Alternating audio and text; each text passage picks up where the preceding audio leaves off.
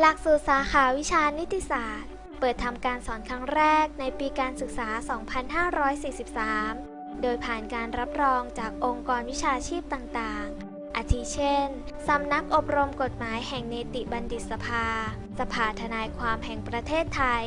สำนักงานคณะกรรมการข้าราชการพลเรือน และองค์กรวิชาชีพอื่นๆ หลักสูตรสาขาวิชานิติศาสตร์ดำเนินการสอนโดยอาจารย์ประจำและอาจารย์พิเศษที่มากด้วยความรู้ความสามารถและประสบการณ์ทางด้านกฎหมายอาทิเช่น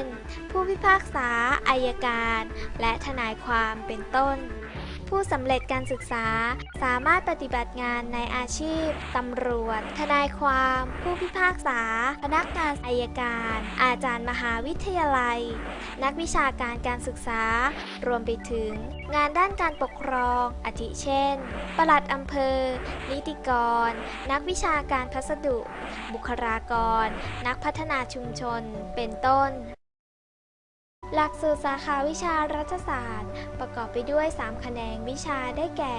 รัฐศาสตร์บัณฑิตการเมืองการปกครองรัฐศาสตร์บัณฑิตการปกครองและการพัฒนาและรัฐศาสตร์บัณฑิตบริหารและกฎหมาย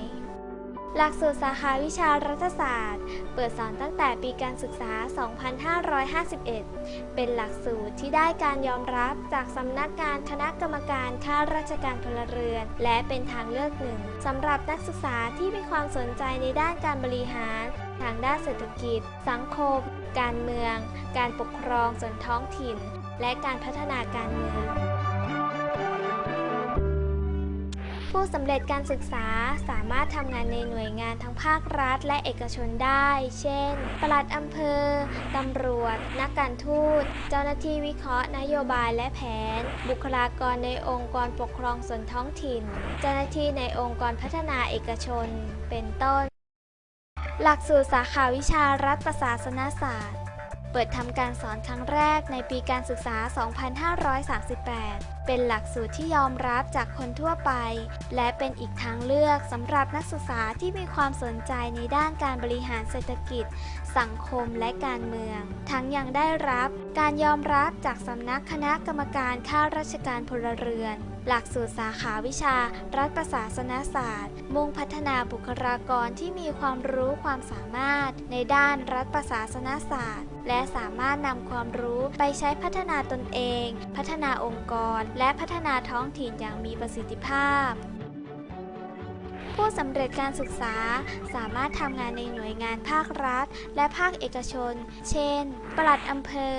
เจ้าหน้าที่ฝ่ายปกครองเจ้าหน้าที่วิเคราะห์นโยบายและแผนบุคลากรตำรวจอาจารย์รวมไปถึงพนักงานส่วนท้องถิ่นอาทิเช่นอบต.อบจ.